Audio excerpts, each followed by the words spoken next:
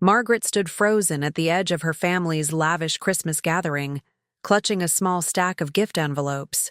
Through the sparkling decorations and festive music, she caught the whispers. Worthless, they called her.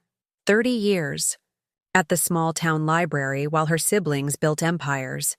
She watched them exchange knowing glances over crystal champagne flutes. The annual ritual of subtle degradation had worn her down year after year, but tonight would be different.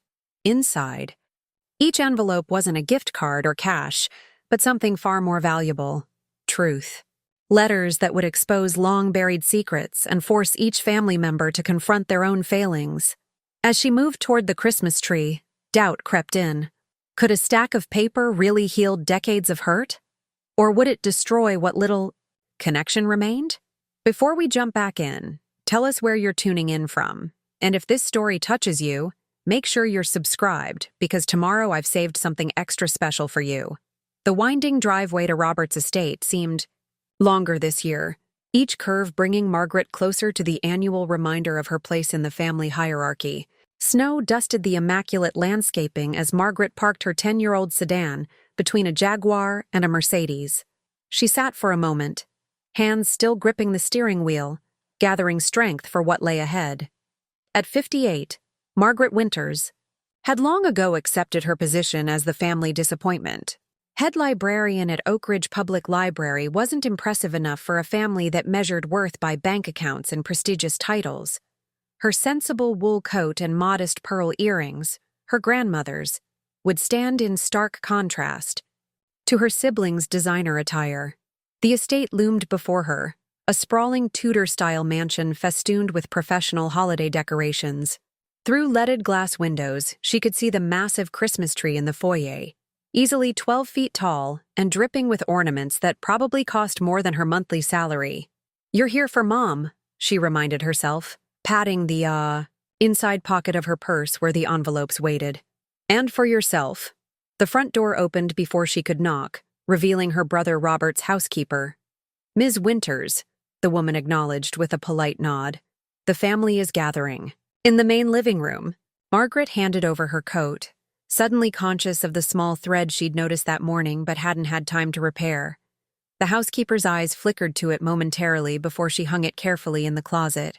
Voices echoed from the living room, the confident, loud tones of people accustomed to being heard. Margaret paused in the hallway, her gaze drawn to the glass display cabinet where the family's heirloom Christmas ornament rested on a velvet cushion when not adorning.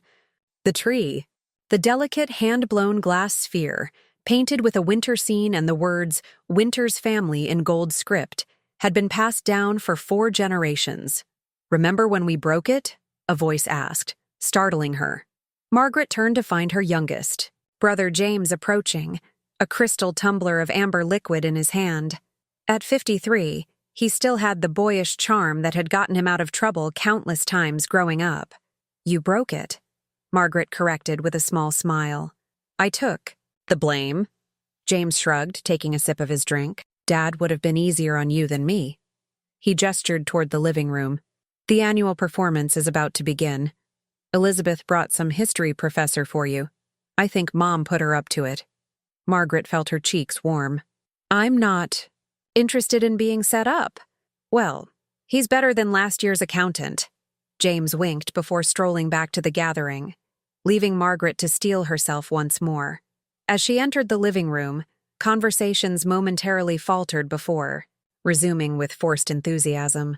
Robert, the eldest at 62, held court near the fireplace, his investment banker's physique solid and imposing in a tailored suit. Elizabeth, the middle sibling and prominent surgeon, elegant at 55 in a red silk dress, was refilling her wine glass. Their mother, Eleanor Winters, regal at 83, sat in what everyone knew was her designated chair, observing her progeny with the critical eye that had shaped them all. "Margaret, darling, finally," Eleanor called, extending a thin hand adorned with the diamond her late husband had given her on their 40th anniversary. "Come meet Daniel.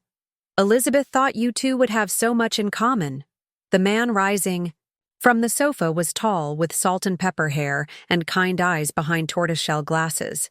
He approached with a genuine smile that momentarily disarmed Margaret. "Daniel Anderson," he introduced himself, shaking her hand warmly. "I hear you're the guardian of Oak Ridge's literary treasures." Before Margaret could respond, Robert's voice boomed across the room. "That's one way to describe working at a place most people only visit when their internet's down." Laughter rippled through the gathering, and Margaret felt the familiar knot form in her stomach. Eleanor patted the seat beside her. "Margaret, tell us what's new at the library. Any exciting new book returns?" Another wave of polite laughter followed. As Margaret moved toward her mother, she noticed the family photo album displayed prominently on the coffee table, open to a page of their last vacation together as children. Myrtle Beach, 1978. She remembered that trip for the sunburn she'd suffered while watching her siblings play in the ocean after her father had declared her too clumsy to join them on the rented jet ski. "Actually," Margaret said, lowering herself gracefully, beside her mother, "we just received a grant to expand our historical archives. I'm heading the project to digitize Oak Ridge's founding documents." "How lovely," Elizabeth murmured, exchanging a glance with Robert that clearly communicated. "How inconsequential." Daniel, however, leaned forward with interest. "The original founding documents? That's fascinating. I'm researching the development of small-town America for my next book. Professor Anderson recently published a well-received history of industrial development in the Midwest," Elizabeth explained, a hint of surprise in her voice at his genuine interest in Margaret's work. The conversation shifted as Robert's twin sons, now in their 30s, entered with their wives, followed by Elizabeth's daughter, Sophie, and her husband. James's teenage children remained glued to their phones, acknowledging their Aunt Margaret with distracted nods. Margaret observed the next generation, wondering if the family patterns would continue through them. Her gaze drifted to the Christmas tree where, nestled among designer ornaments, hung the family heirloom. The glass ball now repaired so skillfully that only those who knew would notice the nearly invisible seams where it had been shattered and meticulously restored. A movement at the entrance caught her attention, and Margaret felt her heart stutter. Thomas, her ex-husband of 5 years, stood awkwardly in the doorway with his new wife, Kara, a woman 15 years Margaret's junior. "I hope you don't mind," Elizabeth whispered, suddenly beside her. Robert invited them. Something about investment opportunities with Thomas's firm. Margaret nodded stiffly, her fingers instinctively moving to her purse where Thomas's envelope sat with the others. She had expected many challenges tonight, but not this one. "You look well," Thomas said later, approaching her at the bar where she was pouring herself a rare second glass of wine. Kara was across the room, engaged in animated conversation with Sophie. "Thank you," Margaret replied, not meeting his eyes. "Congratulations on the Anderson account. I heard it was quite the coup." She'd kept tabs on her ex-husband's financial advisory business through mutual acquaintances, though she doubted he knew that. Thomas looked surprised. "Yes, it was. Listen, Margaret. Dinner is served," announced the housekeeper from the dining room doorway, saving Margaret from whatever Thomas had been about to say. As the family migrated to the formal dining room with its gleaming mahogany table set for 18, Margaret noticed her place card at the far end, opposite her mother, but separated by the length of the table. A not-so-subtle reminder of her position in the family. Daniel, to her surprise and relief, was seated beside her. "I requested to sit near you," he confessed quietly as he held her chair. "I have so many questions about those founding documents." For the first time that evening, Margaret felt a genuine smile form. Perhaps there would be at least one ally at the table tonight. The first course arrived, butternut squash soup with truffle oil, accompanied by Robert's annual Christmas Eve toast. He stood, champagne flute raised, his authoritative presence commanding attention. "To another year of winter success," he pronounced, scanning the table.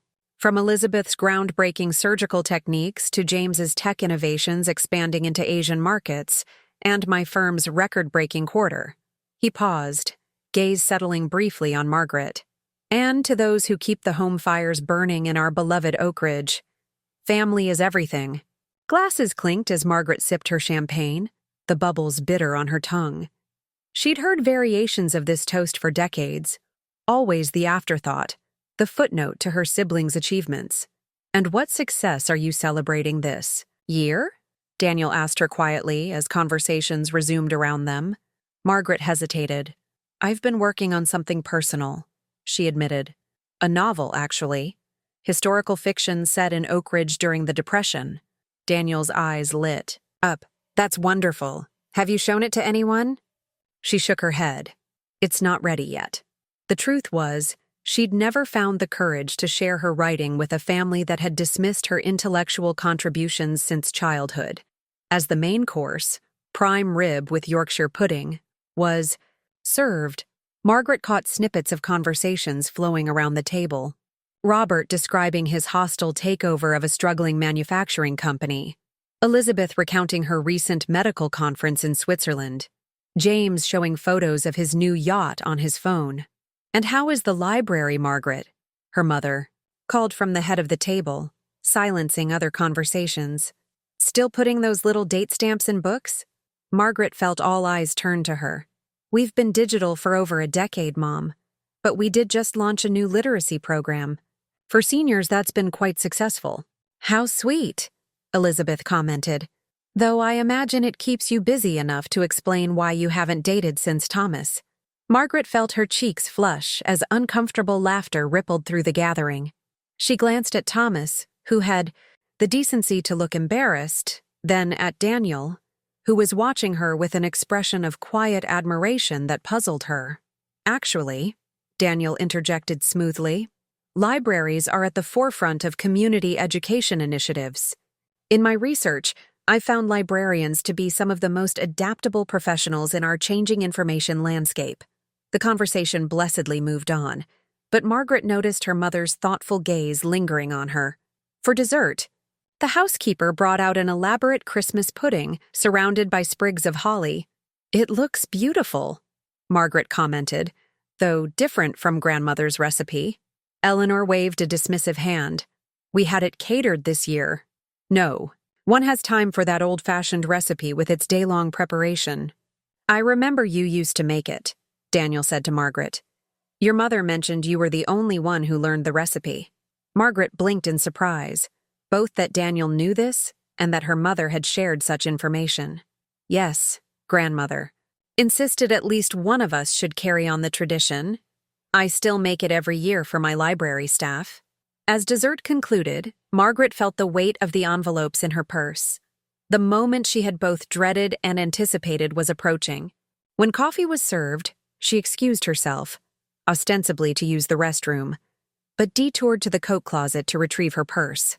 In the guest bathroom, Margaret stared at her reflection, at the lines that years of holding her tongue had etched, around her mouth, at the determined set of her jaw that she'd inherited from her father.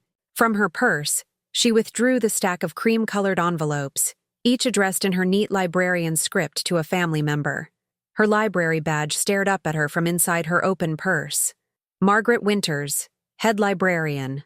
A title her family mocked, but that represented years of dedicated service, of quietly guiding patrons to information that changed their lives, of creating a safe haven for the community's children, of preserving Oak Ridge's history while her siblings scattered to bigger cities and brighter lights. "Enough," she whispered to her reflection. It's time they knew. When Margaret returned to the dining room, the family had migrated back to the living room for after-dinner drinks and gift exchanges.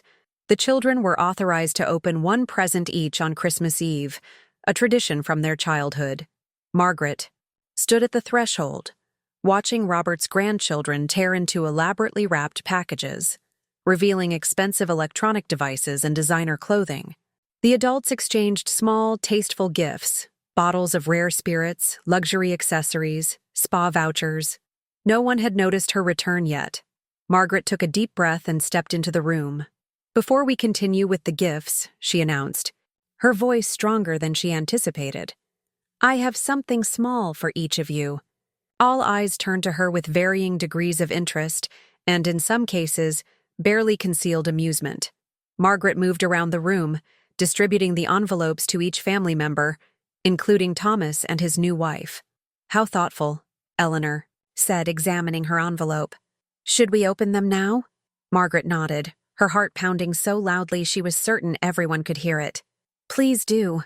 Robert, always eager to be first, tore open his envelope with a dismissive smile that froze as he unfolded the letter inside. Margaret watched as the color drained from his face. What is it, dear? Eleanor asked, noticing the change in her eldest son's demeanor. Robert swallowed hard, his eyes meeting Margaret's with a mixture of shock and something else, fear. Just a thoughtful note, he managed, voice strained.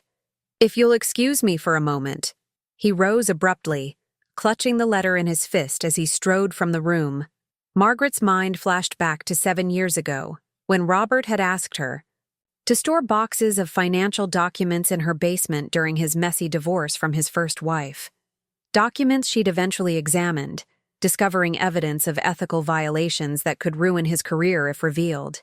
Her letter didn't threaten exposure but simply acknowledged that she knew, and had kept his secret all these years despite his continuous belittlement.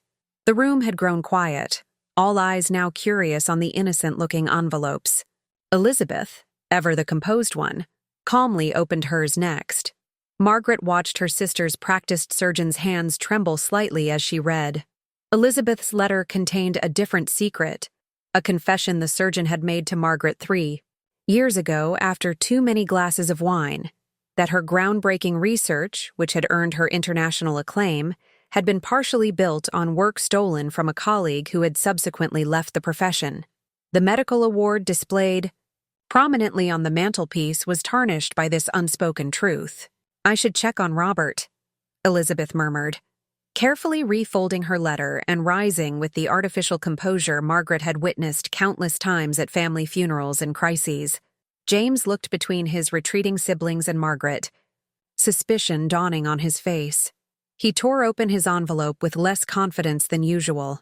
Inside was Margaret's reminder of their shared childhood, when she had written the code for James's first successful programming project, work he had claimed as entirely his own, winning a prestigious youth science award that had launched his tech career. The childhood trophy still stood in his home office, a foundation stone of his eventual empire.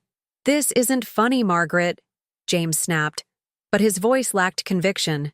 One by one, the family members opened their envelopes. Thomas, confronted, with evidence that Margaret had known about his affair long before their divorce, but had chosen to take less than her fair share in the settlement to protect his reputation. Eleanor, reading Margaret's account of how her mother had canceled her art school scholarship, her one chance to pursue her passion, because one creative in the family is enough, referring to James. The younger generation discovered parental secrets, trust funds depleted, promises broken, favoritism documented in painful detail. The room filled with a terrible, weighted silence broken only by the occasional gasp or whispered denial. Daniel, who had no envelope, watched the scene unfold with quiet intensity. As the family's carefully constructed facade crumbled, he moved to stand beside Margaret, a silent pillar of support she hadn't expected. "What have you done?" Eleanor finally asked, her voice thin and shaking. "I've given you all the truth," Margaret answered simply. "Something we've never had at our Christmas gatherings." "You've ruined Christmas," Robert's wife accused, returning to the room with reddened eyes. "No," Margaret countered gently. "Christmas was already ruined by what we don't say to each other, by the lies we tell ourselves about who we are as a family." Daniel cleared his throat. "Perhaps," he suggested quietly, "this is an opportunity for a new kind of Christmas, one built on honesty." All eyes turned to this outsider who dared comment on their family crisis. But before anyone could respond, Daniel reached into his jacket pocket and withdrew a folded document. "Margaret," he said, turning to her, "while everyone is being honest, I have something to share as well." He handed her the paper, a community impact report from the Oak Ridge Public Library, showing statistics on lives influenced by their programs, many of which Margaret had personally developed. "Where did you get this?" she asked, bewildered. "I've been researching small-town institutions," Daniel explained. "Your library kept appearing in my data as an outlier, extraordinarily influential for its size. When I investigated further, Your name was mentioned repeatedly by community members as the driving force behind that impact. Margaret stared at the document, at the quantification of her life's work that her family had dismissed as insignificant. Tears pricked her eyes. She began. You never told us. Elizabeth finished for her, standing in the doorway. Her perfect composure had slipped, revealing something Margaret hadn't seen in her sister's eyes for decades: respect. Because we never asked. As the night progressed, the family gradually reassembled in the living room, drawn back by a combination of curiosity, shame, and the strange relief that comes with exposed secrets.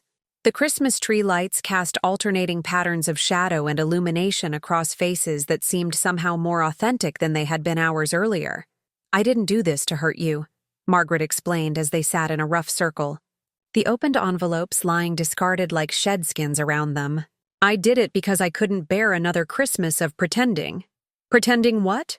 Robert asked, his voice lacking its usual authoritative edge. Pretending that success only looks one way. Pretending that what I chose to do with my life has no value. Pretending that we're a close family when we're actually strangers who share DNA and childhood memories. A heavy silence followed her words. Then Elizabeth, surprisingly, was the first to speak. You're right, she admitted. And I'm sorry, Margaret, I've been dismissive of your choices. Perhaps because they were braver than mine. Margaret looked at her sister in confusion. Braver? You save lives, Elizabeth. Elizabeth smiled sadly. Yes, and I hate every minute of it. I wanted to be a writer, but Father said there was no future in it. She glanced at the medical award on the mantel. The irony that you're writing a novel while I cut people open to prove my worth isn't lost on me. One by one, family members began offering tentative apologies and confessions of their own.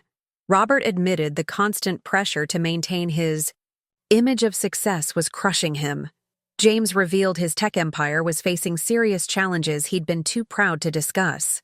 Thomas acknowledged that his new marriage was already showing the same problems that had plagued his relationship with Margaret, his inability to value what wasn't externally impressive.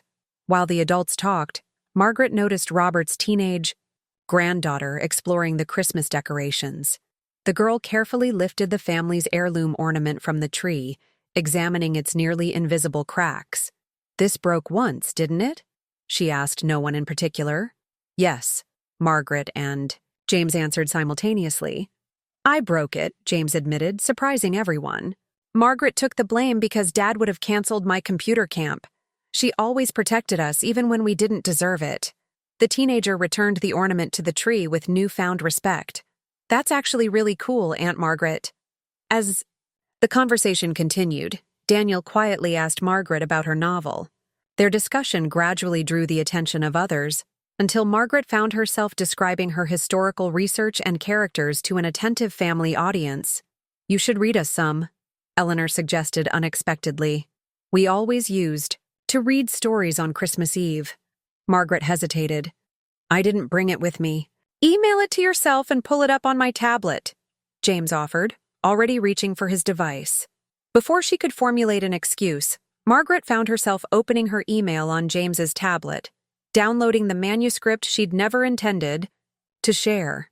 With trembling hands, she began to read a passage about a young woman in 1930s Oak Ridge discovering her voice during the town's economic collapse. The room fell silent as her words filled the space, painting pictures of a world both gone and strangely present in their town. When she finished the chapter, she looked up to find her mother wiping away tears. That's our Oak Ridge, Eleanor said softly. That's how my mother described it to me. You've captured her world perfectly. It's really good, Margaret, Elizabeth added with genuine surprise. Have you shown it to publishers? Margaret shook her head. I never thought it was good enough. Because we made you feel that way, Robert acknowledged, the realization visibly striking him. God, we've been awful, haven't we? As midnight approached, the family found themselves still talking, more openly than they had in decades. The children had fallen asleep on various couches, Christmas presents temporarily forgotten. The catered food had been abandoned. But James had made hot chocolate for everyone using their grandmother's recipe that Margaret recited from memory. "We should make the pudding properly tomorrow," Eleanor declared. "Margaret, will you teach us the recipe?" Margaret smiled, a genuine smile that reached her eyes. "I'd like that." As Christmas Eve transformed into Christmas Day, Margaret slipped away to the kitchen for a moment alone. Daniel followed, leaning against the counter as she rinsed mugs. "That was quite the Christmas gift you gave your family," he observed. Margaret sighed. "I'm still not sure if it was the right thing to do. Truth usually is, even when it's painful." Daniel hesitated, then added, "There's something I should tell you. I wasn't randomly invited by Elizabeth." Margaret turned to face him, puzzled. "What do you mean?" "5 years ago, I visited your library while researching my book on Midwest industrial development. You spent an entire afternoon helping me navigate Oak Ridge's archives. You probably don't remember—" "October 2019, Margaret interrupted. "You were interested in the glassworks factory that employed half the town during the Depression." Daniel's face lit up with surprise and pleasure. "You do remember." "I remember all my serious researchers," Margaret admitted. "You were one of the few who actually acknowledged the library's contribution in your book." "More than acknowledged," Daniel corrected, reaching into his jacket pocket.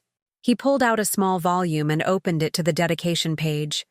"To the librarian who illuminated the past, making history present and vital." Margaret stared at the words, then at Daniel. "That was me? But you didn't use my name. I didn't know if you'd want that. But I never forgot your insight and passion for Oak Ridge's history." He paused. "When I needed to consult local records again for my new project, I asked around for the best resource. Your name came up immediately. I contacted Elizabeth, and she suggested Christmas dinner might be interesting." "That's putting it mildly." Margaret laughed softly. They were interrupted by Elizabeth entering the kitchen. "There you are," she said, her expression uncharacteristically hesitant. "I see Daniel's told you about our little arrangement." Margaret raised an eyebrow at her sister. "You knew who he was when you invited him?" Elizabeth nodded. "I read his book last year. When I saw that dedication, I knew it had to be you. And when he called asking about Oak Ridge records, it seemed like fate." She shifted uncomfortably. "It was the first nice thing I've done for you in years, wasn't it?" The realization hung between them. Painful, but honest. "It's a start," Margaret finally said, reaching out to squeeze her sister's hand. As they rejoined the family in the living room, Margaret was struck by how different they all looked, somehow more authentic, with their perfect masks discarded along with the evening's pretenses. Robert was showing Daniel old family photos, pointing out Margaret's childhood achievements that had gone uncelebrated. James and his teenage children were actually conversing without phones as intermediaries. Even Thomas seemed subdued, watching, his new wife with more attentive eyes. Someone had discovered Margaret's old Christmas stocking, tucked behind the newer, more elaborate ones. Eleanor was examining it, fingers tracing the slightly uneven stitching where Margaret had sewn it herself, after being told there wasn't room in the budget for another store-bought one like her siblings had. "I remember this," Eleanor said, as Margaret approached. "You were so determined to have one that matched ours." "It never quite did," Margaret observed without bitterness. "No, it was better," her mother replied unexpectedly. "Because you made it yourself." She paused, her aged hand stilling on the worn fabric. "I wasn't a good mother to you, was I?" The question, so direct and unvarnished, caught Margaret off guard. For a moment, she considered the polite denial that had been her lifelong habit. But tonight was about truth. "You had 3 children," she said carefully, "but sometimes it felt like you only saw 2 of them." Eleanor nodded slowly. "Your father was the same way. We valued the wrong things, Margaret. And now look at us. Robert's heart condition from the stress, Elizabeth's 2 failed marriages, James's children who barely speak to him. While you—" She gestured around. "You created something real at that library, a life with meaning. It wasn't all bad, Mom," Margaret said gently. "We had good times too. We'll have more." Eleanor promised with unusual firmness. Starting tomorrow. As the night deepened, family members began drifting off to their assigned guest rooms. Margaret had been given the smallest room at the end of the hall, as usual, but tonight the isolation felt peaceful rather than punitive. She was arranging her modest toiletries in the ensuite bathroom when a soft knock came at her door. She opened it to find Daniel, still fully dressed. "Sorry to disturb you," he said. "I was wondering if I could borrow your novel manuscript again? I'd like to read more before morning, if that's all right." Margaret hesitated only briefly before retrieving James's tablet, where her manuscript still glowed on the screen. "It's rough," she warned as she handed it over. "The best things usually start that way," Daniel replied with a warm smile.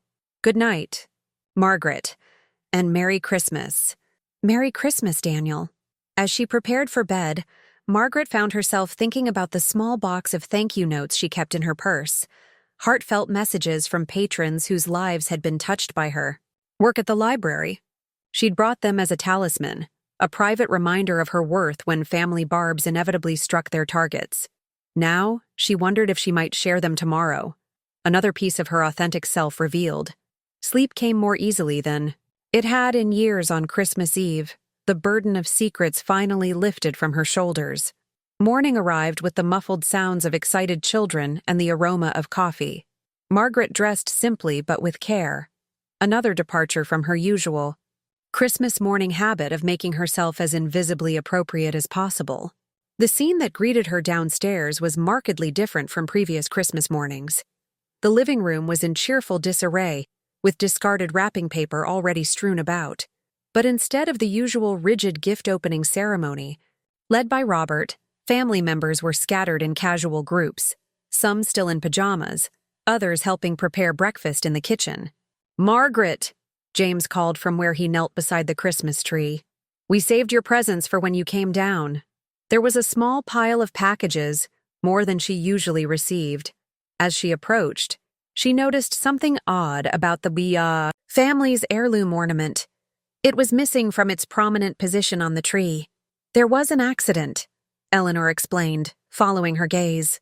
"During all the excitement last night, Robert appeared from the dining room, holding a small box. We found it this morning, broken." He opened the box to reveal the family ornament in several pieces.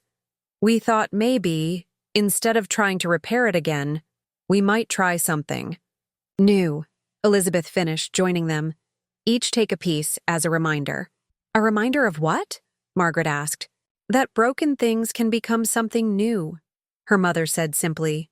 The family gathered as Robert carefully distributed a fragment to each member. When he handed Margaret her piece, their eyes met with new understanding. "I'm sorry," he said, quietly, for her ears alone. "I know," she replied. "Me too." As the family moved to the dining room for breakfast, Margaret found herself seated at her mother's right hand, a position of honor usually reserved for Robert. Daniel sat across from her, his eyes bright with something that made her heart beat. "A little faster. I stayed up most of the night reading your manuscript," he told her as platters of food were passed around. "It's extraordinary, Margaret. With some minor editing, it could be published." "That's what I said," Elizabeth chimed in, surprising Margaret again with her support. In fact, she exchanged glances with her brothers. "We'd like to help make that happen. Consider it our real Christmas gift to you." Margaret looked around at her family's expectant faces. "I don't understand." "We've been talking this morning," Robert explained, "about how we can do better as a family. Supporting your writing seems like a good place to start, and I have contacts in publishing," Daniel added. "If you're willing to let me introduce your work." The conversation flowed into talk of editors and publication timelines, but Margaret was only half listening, still processing this fundamental shift in her family's perception of her work. Of her. After breakfast, as promised, Margaret led a cooking lesson in preparing their grandmother's Christmas pudding. The kitchen became a hub of activity, with 3 generations working together, flour dusting countertops and laughter replacing the usual formal Christmas morning atmosphere. "There's one more envelope, isn't there?" Daniel asked quietly during A lull as others debated the proper amount of brandy to add to the mixture. Margaret glanced at him in surprise. How did you know? You distributed them by memory, checking them off a mental list, but you hesitated at the end, as if something was missing. She sighed, impressed by his observation. Yes. One more letter I didn't deliver. May I ask who it's for? Margaret reached into her pocket and withdrew the final cream-colored envelope. The address simply read, Margaret. It's for me, she admitted. A reminder of what I need to acknowledge about myself. Daniel nodded thoughtfully. Will you read it? It's private, she hedged. So were all the others until last night, he pointed out gently. Sometimes speaking our truths aloud gives them power they don't have in silence. Margaret considered his words as the pudding preparation continued around them. By the time the mixture was safely ensconced in its cloth for the long steaming process, she had made her decision. Everyone, she called, drawing the family's attention. There's one more letter I wrote. I think I should read it to you. They gathered in the living room once more, settling into what had become their natural groupings over the past 12 hours. So different from the formal arrangements of previous gatherings. Margaret stood by the fireplace, the final envelope, in her trembling hands. Dear Margaret, she began, her voice growing stronger with each word. For decades, you've allowed others to define your worth. You accepted their measures of success and found yourself lacking. You believed that a quiet life of service was somehow less valuable than noisy achievement. You kept others' secrets, while burying your own truths. She paused, aware of the intense silence in the room. But you are not worthless. The lives you've touched through your work have rippled outward in ways you can't see. The history you've preserved will outlast all of us. The stories you've kept inside are worthy of being told. Margaret took a deep breath before continuing. Your failure wasn't in choosing a different path from your siblings. It was in believing that your path mattered less. From this Christmas forward, promise yourself this. You will speak your truth. You will claim your worth. You will no longer apologize for the life you've chosen. And you will never again sit silently while others diminish who you are and what you've built. As she finished reading, Margaret became aware of tears streaming down her face. Daniel had moved to stand beside her, a steady presence at her shoulder. Her family watched her with expressions ranging from shame to admiration. Eleanor rose shakily from her chair, crossing to Margaret with small, careful steps. My dear, brave girl, she said, reaching up to touch her daughter's face. You always were the strongest of us all. The embrace that followed broke something open in Margaret, a dam of emotion held back for a lifetime. As her mother's thin arms encircled her, she felt other arms join them, Elizabeth, then Robert, then James, until she stood in the center of a family embrace that, for the first time, felt genuine. When they finally separated, all wiping tears, Robert cleared his throat. I think we need a new family tradition, he declared. Something that honors who we really are, not who we pretend to be. What about a family history project? James suggested. Margaret could lead it. She's the only one who knows how to research. Properly. And we could meet more often than just holidays, Elizabeth added. Maybe rotate hosting duties? I'd like to host next Christmas, Margaret found herself saying, surprising everyone including herself. My house is small, but it's perfect, Eleanor interrupted firmly, and long overdue. As the family continued planning their new traditions, Margaret slipped away to the kitchen to check on the pudding. Daniel followed, closing the door partially. Behind them, that was incredibly brave, he said quietly. Reading that letter, Margaret busied herself adjusting the heat under the steaming pudding. It felt right somehow. Like all these years I've been waiting to say those things to myself. And to them, Daniel observed. May I ask, what happens next for Margaret Winters? She looked up, meeting his warm gaze. I'm not entirely sure. Finishing my novel, certainly. Maybe starting another one. And perhaps having dinner with a history professor who finds librarians fascinating? Daniel suggested, a hopeful note in his voice. Margaret smiled, feeling a lightness she hadn't experienced in years. I think that could be arranged.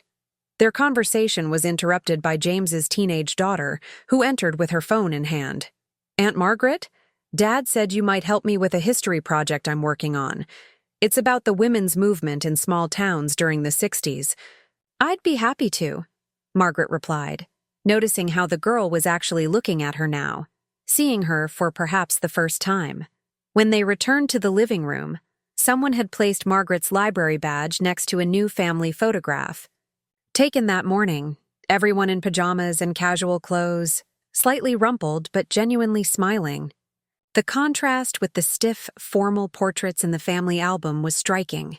"We thought we'd frame this one," Robert explained, following her gaze. "It's more us. The real us," Elizabeth agreed. As the day progressed, Margaret observed her family with new eyes. Robert engaged Daniel in a serious discussion about possibly funding historical preservation efforts in towns affected by his business acquisitions. Elizabeth confessed her interest in medical history writing and asked for Margaret's guidance. James's children gathered around as Margaret shared stories of Oak Ridge during their grandparents' youth.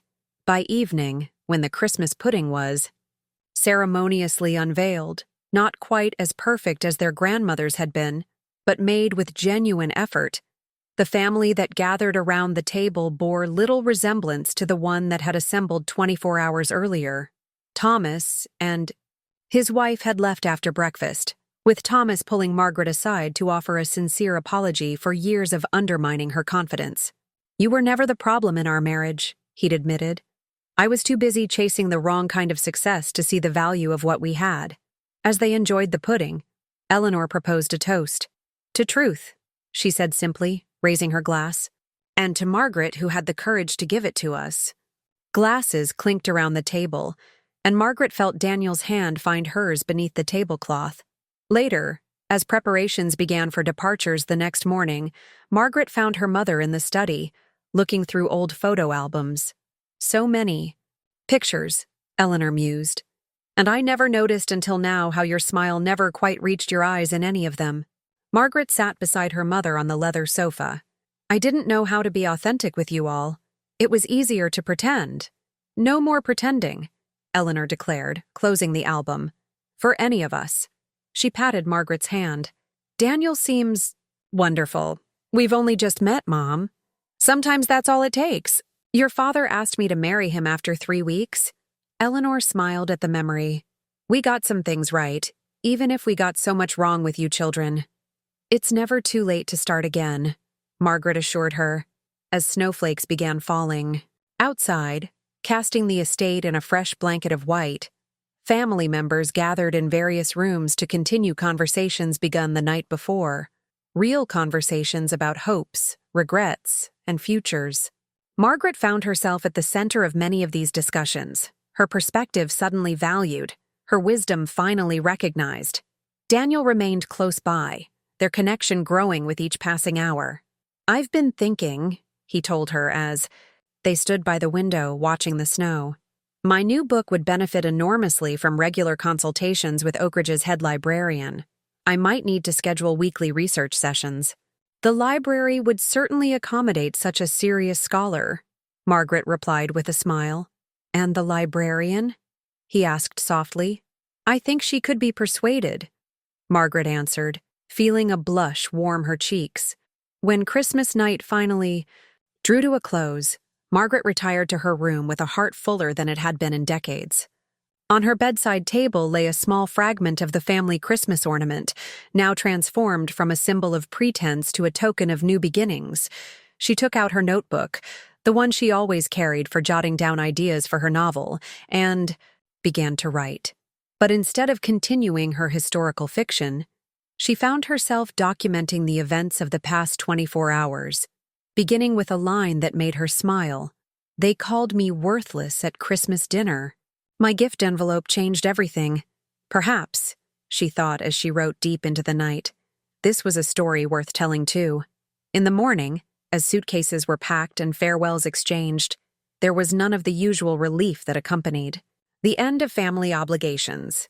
Instead, plans were made for a family reunion in the spring, hosted at Margaret's modest home. Elizabeth promised to send her daughter for a weekend to help Margaret organize her research for publication. James offered to update the library's website for free. "You've started something remarkable," Daniel told Margaret as he helped load her car. "Families don't change overnight, but yours has taken a significant first step." "We'll see if it lasts," Margaret replied, practical as always. "Some things do," he said, handing her a small wrapped package. "Open it when you get home." The drive back to her small cottage on the outskirts of Oak Ridge felt different, lighter somehow, as if the car itself carried less weight. The snow-covered landscape gleamed in the winter sunshine, beautiful in its simplicity. At home, Margaret made herself a cup of tea before sitting down in her favorite reading chair to open Daniel's gift. Inside the wrapping was a beautiful leather-bound journal with a note tucked inside. "For the stories still waiting to be told. The world needs your voice, Margaret. I look forward to hearing more of it. Daniel." She ran her fingers over the smooth leather, then reached for her phone and dialed a number she'd programmed in just that morning. "Daniel? It's Margaret. About that dinner." As winter light streamed through her window, illuminating the small Christmas tree in the corner of her living room, decorated with handmade ornaments and a broken piece of family history, Margaret Winters began the next chapter of her story. One where worth wasn't determined by others' measures, but by the courage to live authentically and the strength to speak truth, even when that truth began with oneself. On her mantelpiece stood a new photograph. Her family, imperfect and real, surrounding her with genuine smiles. Beside it lay her library badge, no longer a symbol of what her family thought she lacked, but a testament to all she had built. And beside that, a cream-colored envelope addressed to herself, a reminder that sometimes the most important truths are the ones we finally acknowledge about our own worth.